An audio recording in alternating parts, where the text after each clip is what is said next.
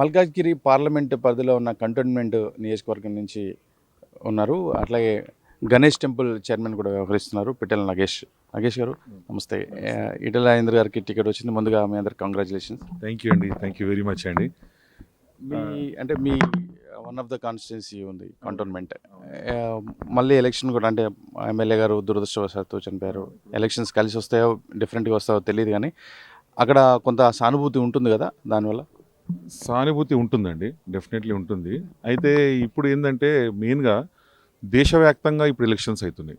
దేశవ్యాప్తంగా ఎలక్షన్స్ అవుతున్నప్పుడు ఈ ఎలక్షన్స్ ఏంటంటే ఇప్పుడు ఉన్న ప్రభుత్వం, బీజేపీ ప్రభుత్వం, దేశవ్యాప్తంలో ఉన్న ప్రభుత్వము ఏమైనా తప్పు చేసిందా, ఏమైనా స్కామ్లు చేసిందా అని ప్రజలు కూడా గ్రహించి మార్పు కావాలన్నా లేదా అని ఆలోచించుకున్నారు ముందే.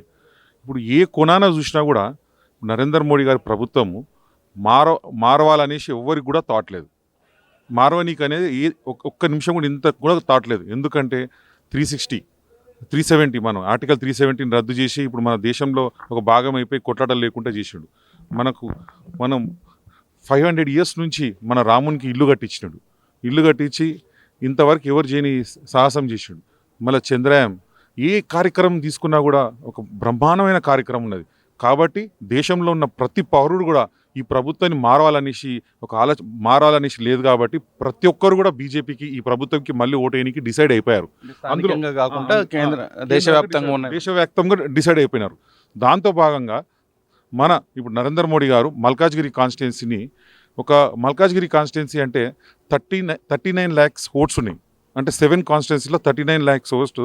ఏషియాలోనే బిగ్గెస్ట్ కాన్స్టిట్యున్సీ. దీనికి సరైన నాయకుడు కావాలనేసి ఆలోచించారు. సరైన నాయకుడు ఎందుకంటే మన ఈటెల రాజేందర్ గారు యాక్చువల్గా ఇక్కడ ప్రభుత్వం వచ్చేది, ఆయన సీఎం కావాల్సిన క్యాండిడేట్ యాక్చువల్గా. అది కొన్ని కారణాల వల్ల, కొన్ని క్యాల్కులేషన్స్ వల్ల ఇక్కడ ఉన్న ప్రభుత్వాన్ని పడేయాలనే ఉద్దేశంతో అది ఇంకో ప్రభుత్వం రావడం జరిగింది. కానీ యాక్చువల్గా చూస్తే ఈటెల రాజేందర్ గారే సీఎం అయ్యేది ఉంటే మా ప్రజలందరూ కూడా మంచిగా బాగుంటుండే, అన్నిటికీ అవుతుండే. అది కొన్ని కాలంలో ప్రాబ్లం అయింది. కాబట్టి ఇప్పుడు ప్రజలు కూడా అందరూ కూడా ఎంత బాధలు ఉన్నారంటే ఏంది అసెంబ్లీలో చూస్తుంటే ఎవరు కూడా ప్రశ్నించ గొత్తలేడు. లేకపోతే ఎప్పుడు కూడా ఈటెల రాజేందర్ గారు కూర్చొని ప్రతి ఒక్కటి మన ఉద్యమం పీరియడ్లో కూడా మొత్తం తెలంగాణలో ఉన్న ప్రజల తరఫున ఆంధ్ర పాలన కానీ ఏ పాలన వాళ్ళని వ్యతిరేకంగా మాట్లాడేటోడు. అటువంటి వ్యక్తి లేకపోయాని బాధపడుతున్న టైంలో ఇప్పుడు మన ఈటెల రాజేందర్ గారిని టికెట్ ఇవ్వడంతో మేమందరం కూడా చాలా హ్యాపీగా ఫీల్ అవుతున్నాము. ఆ టికెట్ వచ్చినందుకు ముందుగా మోడీ గారికి ధన్యవాదాలు చెప్తున్నాము. ఇంకోటి కూడా మేము ఆలోచిస్తున్నాం ఏంటంటే, ఇప్పుడు పార్లమెంట్లో ఎవరు కూడా మన తెలంగాణ గురించి వాయిస్ ఇచ్చే నాయకుడే లేడు ఇంతవరకు. ఇప్పుడు ఇందులో మొత్తం తెలంగాణలో ప్రతి అణువు తెలిసిన నాయకుడు అనేది మన ఈటెల రాజేందర్ గారు. ఇప్పుడు ఇక్కడ మేమందరం కలిసి గెలిపించుకొని తను పార్లమెంట్లో ఉంటే మా వాయిస్ తరఫున మొత్తం దేశమంతా కూడా మా వాయిస్ వినిపించే నాయకుడుగా మేము వస్తామని చెప్పి చాలా హ్యాపీగా ఫీల్ అవుతున్నాం. మేము ఏమంటున్నారు మల్కాజ్గిరి నియోజకవర్గ ప్రజలు? అంటే ఒకవైపు కాంగ్రెస్ ప్రభుత్వం ఉంది, ఇంకోవైపు మొత్తం ఎమ్మెల్యేలు అంతా బీఆర్ఎస్ వాళ్ళు ఉన్నారు. ఇప్పుడు బీజేపీ నుంచి టికెట్ వచ్చింది. ఏమంటున్నారు మల్కాజ్గిరి ప్రజలు మొత్తం కూడా ఏం ఆలోచిస్తున్నారంటే, ఫస్ట్ ఏంటంటే ఒక 10 years పాలన ఉన్న దాన్ని పడేయాలని ఒక ఆలోచనతో వెళ్ళడం జరిగింది. అయితే కొన్ని మ్యాజిక్స్ వల్ల సిటీలో కొన్ని సీట్లు వచ్చినాయి. అదేంటంటే ప్రతి కాన్స్టిట్యున్సీలో 3000 డబుల్ బెడ్రూమ్ ఇల్లులు ఇవ్వడం జరిగింది. అది అంటే పట్టాలు ఇచ్చారు కానీ ఇల్లు ఇవ్వలేదు. అట్లా మభ్యతో ఈడ రావని చెప్పి ఆ కాన్స్టిట్యున్సీ మాత్రమే సిటీలో మాత్రం ఓట్లు అనేది పడడం జరిగింది. కానీ యాక్చువల్గా అయితే గవర్నమెంట్ మీద విరక్తి ఉన్నది. సరే, ఇప్పుడు కాంగ్రెస్ ఉన్నది కానీ ఆ ప్రభుత్వంని పడేయాలనేతోనే కాంగ్రెస్ వచ్చింది. కానీ దేశంలో మాత్రం మొత్తం ఓటేసేది దేశం కోసం వేస్తున్న ఓటు.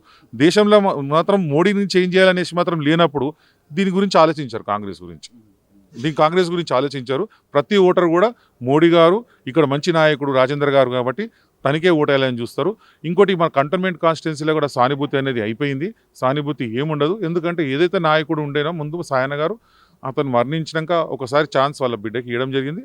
తను కూడా పెద్ద 2 monthsలో పెద్ద నిరూపించుకోలేకపోయింది. పాపం చనిపోయింది, మంచిదే. కానీ అట్లా అంటే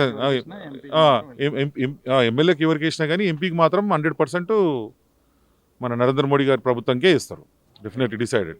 థ్యాంక్ యూ నగేష్ గారు, థ్యాంక్ యూ సో మచ్.